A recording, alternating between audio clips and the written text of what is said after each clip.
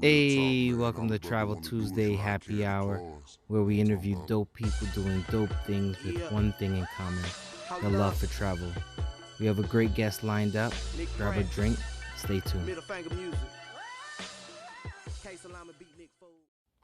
What's going on, Travel Fam? If you ever thought about starting a podcast, check out Anchor. Anchor is free. Anchor will provide you tools to record and edit your podcast from your phone or your computer. Anchor will also distribute your podcast to multiple streaming platforms like Spotify, Apple Podcasts, and many more. You can make money from your podcast with no minimum listenership. Everything you need right in one app.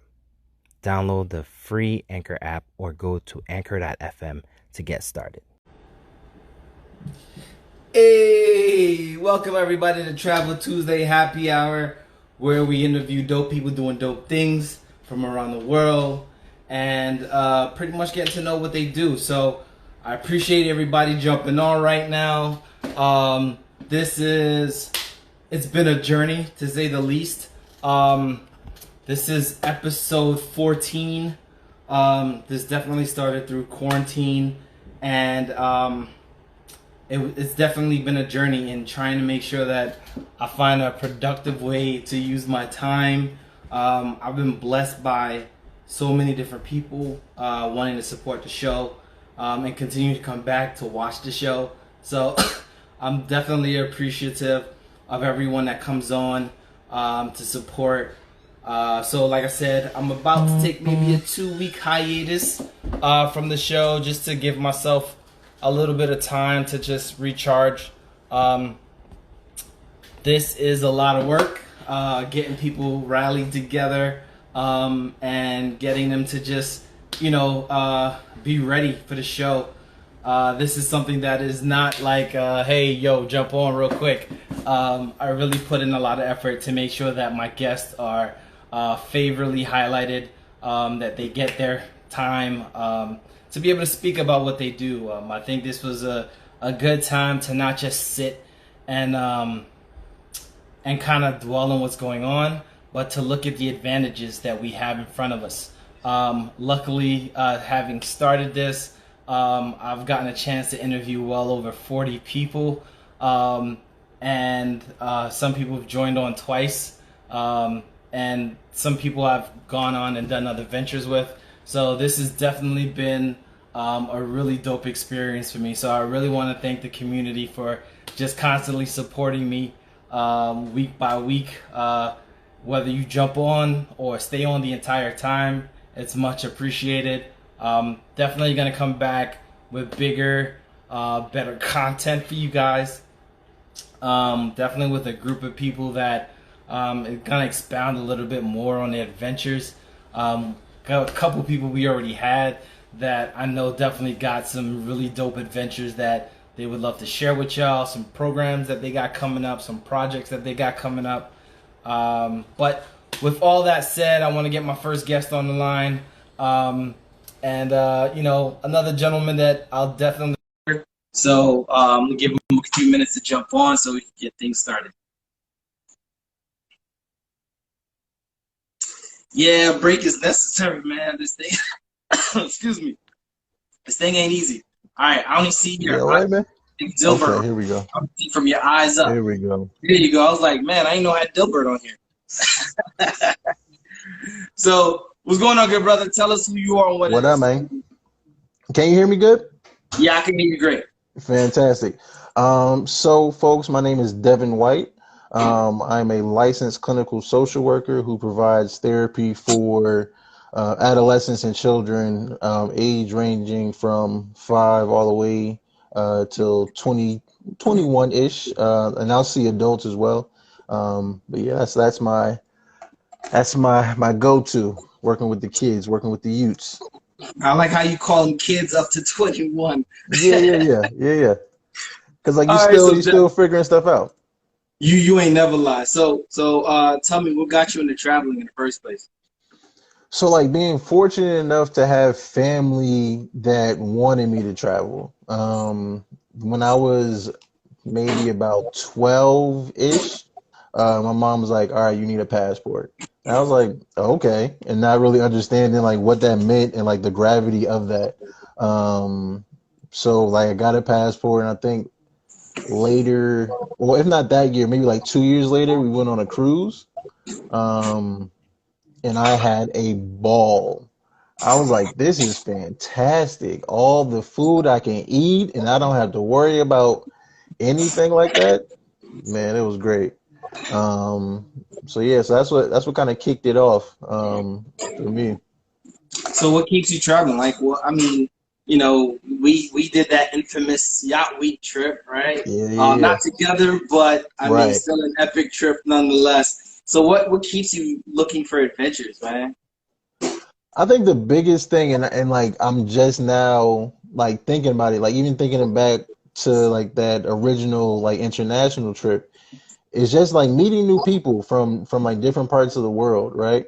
Because I remember going on that trip and being on the cruise and meeting some kids from Egypt, Mm. and how like we just played basketball all the time. Like that was something that we had in common. Um, and that's like the biggest thing for me, like just meeting new people and experiencing new things with new people. So all the like the big major trips I could think of, I've met some really, really dope people. Right. So I see you got your Yacht Week shirt on, right? Your Yacht Week situation. So Yep, yep, yep, yep. like me going to Yacht Week, that was so dope. Meeting like 50, 60 other like black folks that just travel and just do it like consistently. Like it was just dope and inspiring, right?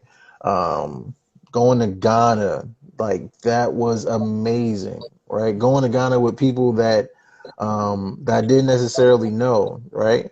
Fortunately enough, I knew you, so that was good. That was my saving grace.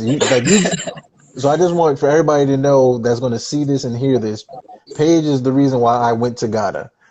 Because he posted in the chat. He was like, "Yo, y'all trying to go to Ghana?" And it was like crickets. And I was like, "Yeah, I'm trying to go. I need to be there." Hey, man, Um, you need reliable friends, man. that's it. That's it. But yeah, just like meeting new people, experiencing new things. The food, that's a big thing too. Experiencing different cultures and experiencing the food in the culture, right? Because it's different having like like falafel in New Jersey, right, versus going to a country that's known for falafel, right?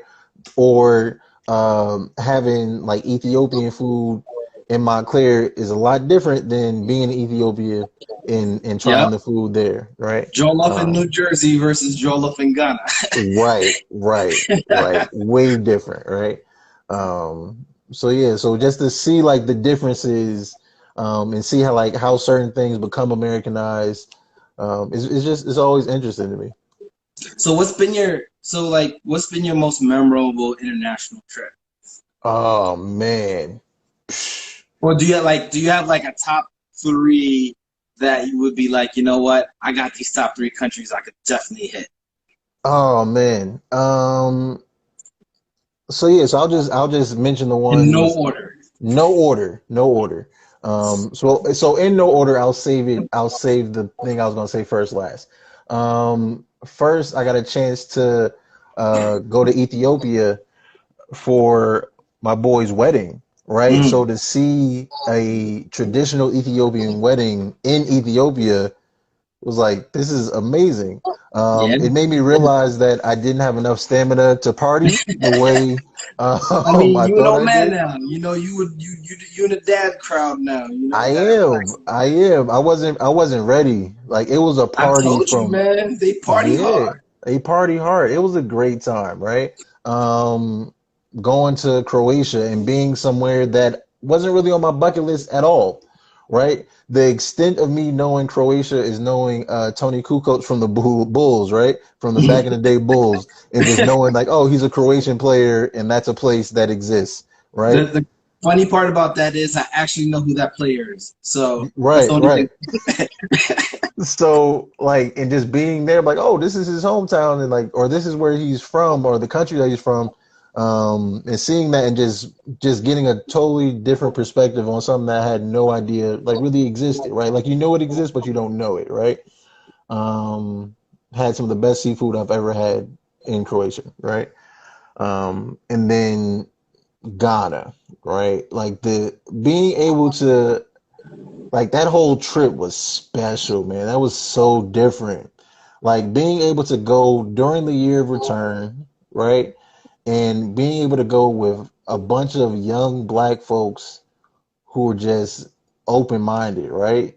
And just like we're here for like the same cause. Like we're in Africa, right? For some folks, it was like their first time Africa. For some folks, it was like their 12th time or whatever, right?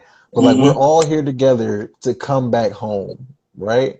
Like it was so beautiful and so special being able to like go back to the slave castles, right? And just like feel the energy. Like it was so moving, man.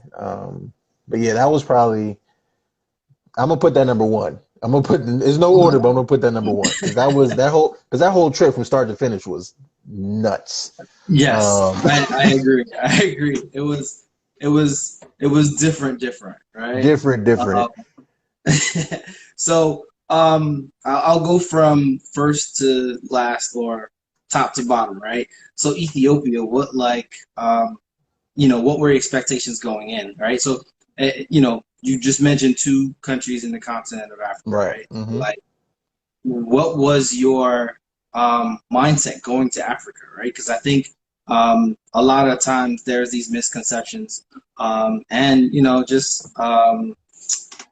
just messages that are put out there that want us to not think that they're as rich in culture as we are Right. here, or Right.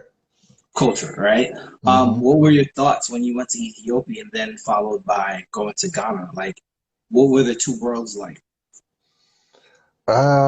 Let's see. First thing. So I didn't really have like so I try not to have expectations for certain things or in general, right? Because usually expectations lead to disappointment, right? Because if I expect certain to a certain way, if it falls short just a little bit, then I'll be disappointed. Or like that's just people in Right, general. right. But I didn't like really expect anything. I was let's see, surprised to find out like the elevation of Ethiopia. So for folks who haven't been, it's a very elevated place. So like just walking up a regular flight of stairs will wind you if you're not Mm. prepared or out of shape like I am. Um, but yeah, so that was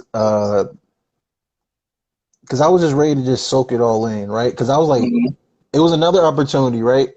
And I thought about it, and I was like, I almost didn't go. Mm. Um, but I was like, you know what? It's my boy's wedding. Like he thought enough to invite me out. Like I'm gonna pull up, right? Because he had been living there for a few years at that point.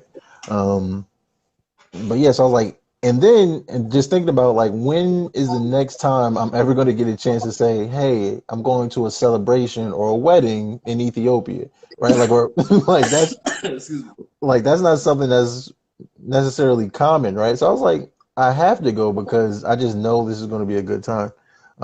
And it was a really good time. And so, how Ethiopia's experience to Ghana's experience? Uh, I think the experience was different just because with the Ethiopia trip, like the time that we went, like nothing necessarily was going on. Um, So like we were just kind of just like led by like my boy who was out there and he was just kind of like taking us to like certain spots. So it was a Hmm. significantly different experience versus Ghana when they were expecting everybody to come back and that was like the whole year they were ready for people to come back. So it Were was they though? Were they? a Let's have this conversation. Let's pause real quick. Were they ready though? Were they ready for like onesie twosies or like 50s and 30s? Like, I mean they probably underestimated how many people would come back. Um, so that was its own separate issue. So they may not necessarily prepared for the magnitude of people that came for that and Afrochella. Um, so that's a different thing. So I think the hospitality felt different. Not to say that the folks in Ethiopia weren't hospitable, But Ghana's hospitality felt different. But it may have been because, you know, the whole idea of, you know, the year of return, like we know you're from America, like come here, versus in Ethiopia, it was just like our small, close knit group. We didn't really engage too much with other folks because we had like a set timeline for what we had to do, Hmm. like get ready for the wedding and stuff, and then just like handle that kind of thing. Um, so I think it was like slightly different, just because like the reason why I was there was different. Okay. Yeah. So how often, like, let's say prior to now, right? And we're hmm gonna get to that. So how often did you find yourself traveling, or how often were you planning on traveling? Oh man. So when I first got like my real adult job and like really started making money, I was like, I'm gonna try to travel like out the country at least like once a year. Like if I can, at least once a year. If I could do it more, great. But at least once a year. And then just travel domestically as well, because like there are 50 other states than the one I currently live in. I've only been to a handful, so you know, trying to expand my horizons when it comes to that too.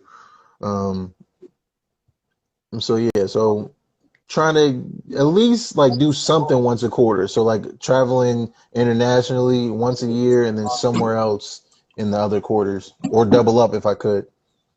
And so now, as a counselor or a therapist for children, does your schedule revolve around theirs, part of a school, or are you just kind of like, hey, I'm part of an agency or contracted out to the school, or you're directly with the school? Yeah, so I'm part of an agency there that gets contracted with schools, which is fantastic. That was like the biggest reason why I picked the job, because I wanted summers off.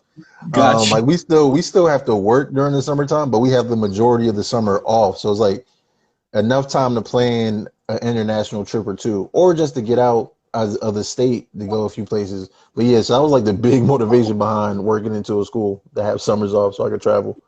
Because that was the Yeah, that I was the had biggest thing. Yeah. I had Renee on a couple weeks back, and she was talking about how like it was difficult because she can only travel on the off seasons, right? So like the hmm season the kids are out of school, that's when she's able to go. But as a hmm teacher, those are the highest price tickets. You know Right. what I mean? Right. And so she got to put all her coins together to be able to make sure that that happens. But she made a valiant effort to make sure that she takes that vacation so she can Right. see the world. Because the kids get excited when she comes back from vacation. I'm like, hmm oh, where did you go? Where did you go? And so that's definitely dope about that. So as we talk about like frequency of travel, right now we're hit with this COVID-19 life, Bruh. right? We are currently still in it, right? It's Yeah. not going away, and then we have Not letting up. fun states like Florida and Texas that are just keeping the thing alive, right? And New Yep. York. If you've ever been to New York recently, you'll see why New York hasn't gone all the way down. Yeah. But how has this kind of impacted life for you? Like, I mean, I'm assuming within that time you probably had a trip scheduled, or some internationally or domestically. So, like, how had COVID-19 kind of impacted you there? And then, as a therapist, like, how have you been dealing with that with your clients? I mean, not detailed stories, but like, are Right. people really, as they say, feeling the depression, feeling the hmm withdrawal of being outside? Yeah. So like the first part in terms of like personal stuff. So I've had at least 3 to 4 weddings be canceled. Woo! I was planning on going to like maybe like 5 weddings this year. All of them got Mm. canceled or postponed due to COVID. So it's like, dang, I feel bad for them, you know, for the bride and groom because they're missing their special day. Mm-hmm. Um, so yeah, so that's in terms of traveling. I think I had a trip planned. I wanted to go to Italy this summer, but you Mm. know, definitely not doing that. Um, yeah, because I was planning on going to Italy, like starting to plan last summer to for this summer, and then once everything hit, that got squashed immediately. I was like, I'm not going to the epicenter of that. And lo and Gotcha. behold, the epicenter now is in New York, so there's that. Um, so in terms of like just transitioning folks, right? So a lot of my kids kind of just thought it was like a big vacation. They were just happy to be out of school. Mm-hmm. And they didn't really understand. So this is when it first hit.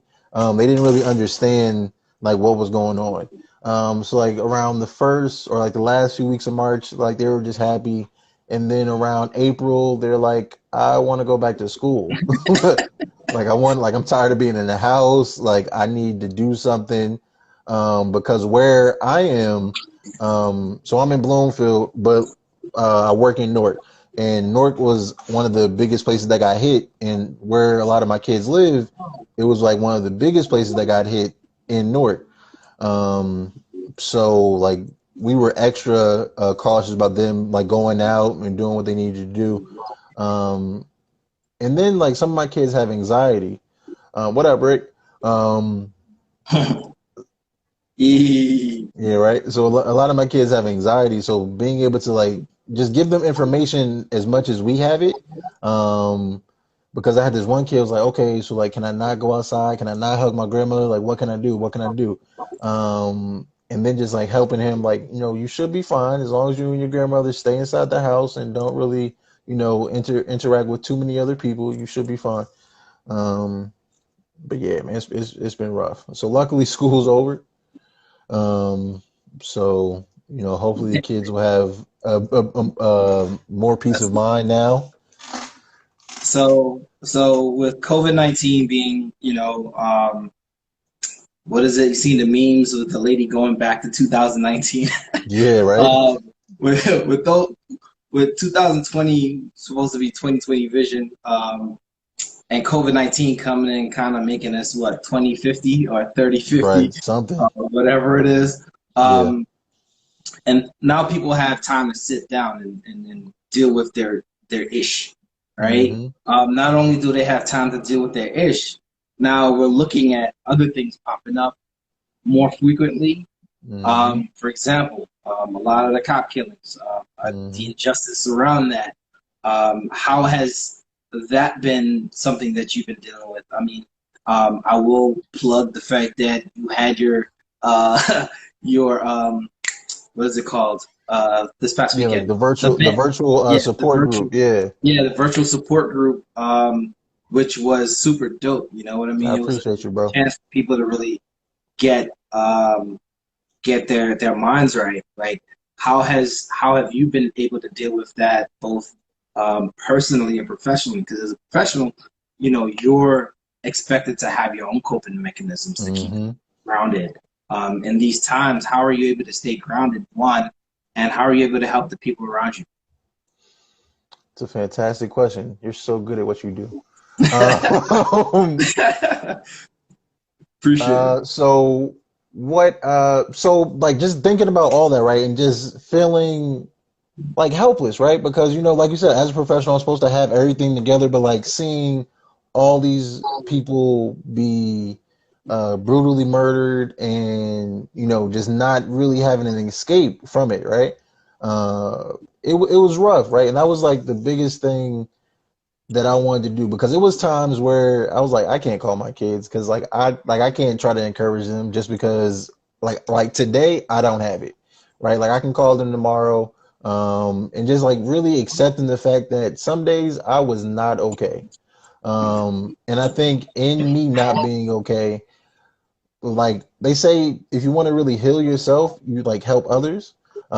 So I'm thinking like if I'm feeling this way, I know there are a bunch of other people who are probably feeling this way. So that was the biggest motivator behind the event, right? Um, but like we'll come back to that because we got that and cheese on our on my cracker. We're gonna Yeah. we're gonna handle all that. But yeah, like that was the biggest thing. It's been rough. Like some days like just be sad and just sit with that, right? Um, but being a professional and knowing, healthy coping skills, like doing little things, right? Like taking a shower, making sure I eat 3 times a day, or just eat something, period, right? Do something that I like to do. So like I love playing video games, right? So like whenever I'm stressed out, like you know what, all right, go to the video games for a little bit. All right, cool, de-stress, ready to tackle something else.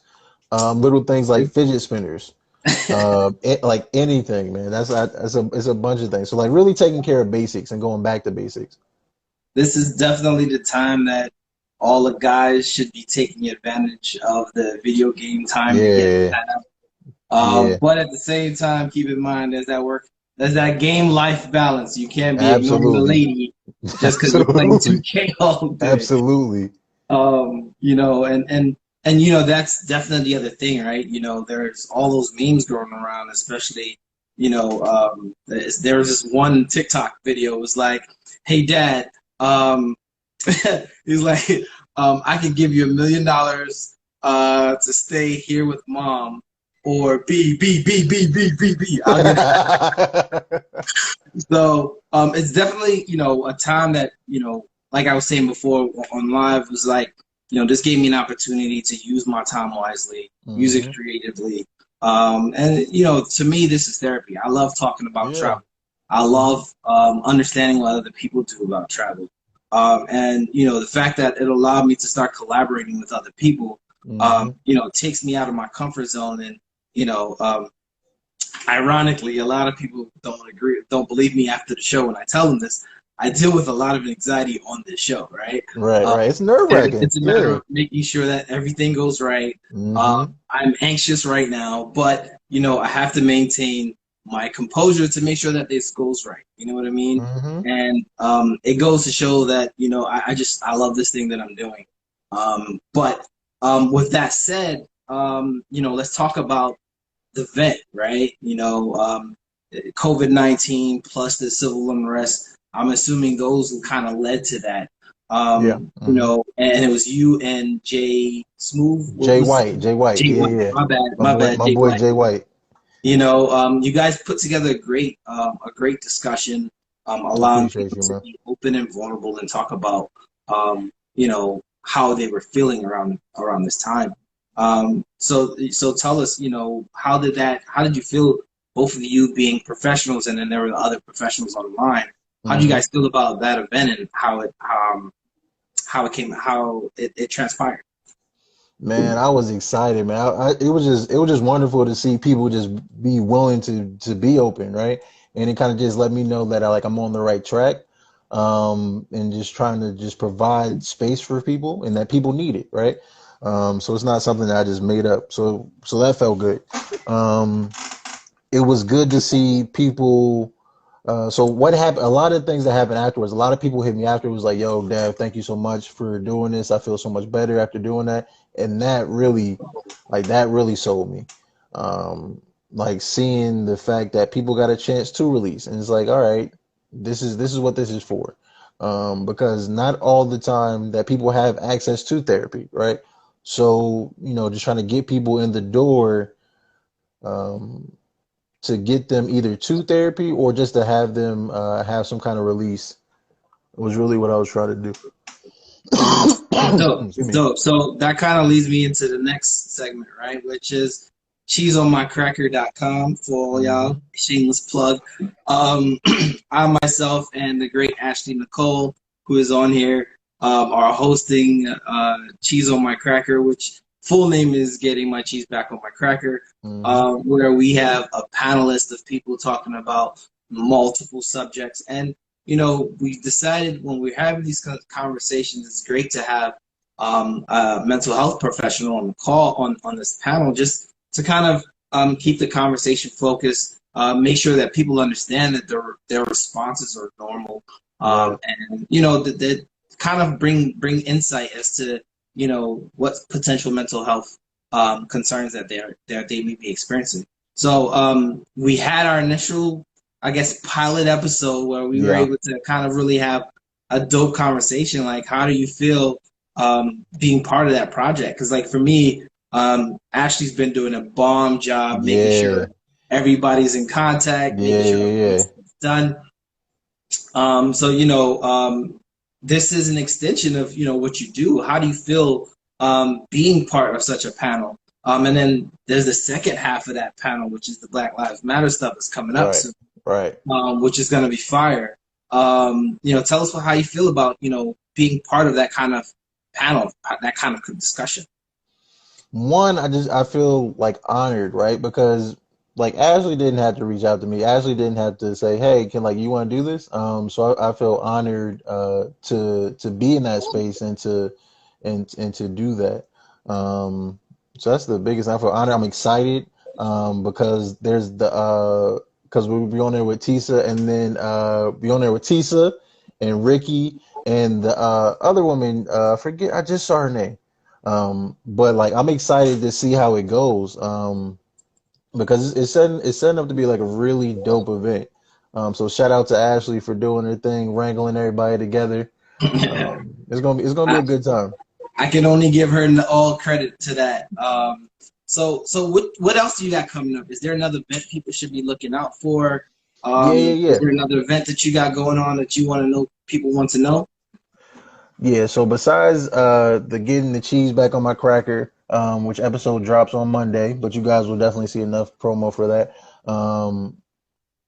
J Rock Therapy. Yep, that but I was trying to get her real name. But yeah, so that's dropping new episode for that dropping on Monday. The next event that I'll have will probably be the end of July. Okay. Just to give people some space. I'm working on a podcast, but that's also in the works. Just talking about mental health therapy. Um, what else? There's something else too. So it's the event. Yep, there you go. So it's the vent, getting cheese back on my cracker. There was some. Oh, yes, yes, yes. So I'm hosting a vent, but I want to do it just for essential workers. So for doctors, EMTs, nurses, mental health therapists, any kind of practitioner. Just because like the folks on the front lines, like they might not have enough space too, just because they're too busy trying to save people's lives. So I want to be able to provide them a space too, just to kind of get it out, and really just kind of focus on some self-care for them so they can continue to provide like all the great work that they're doing.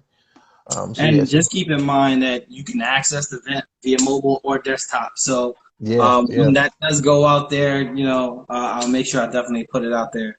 Last thing, yeah. before we get our next guest on, give me a travel tip that, a newcomer to travel would kind of consume so that they can keep their travel experience going.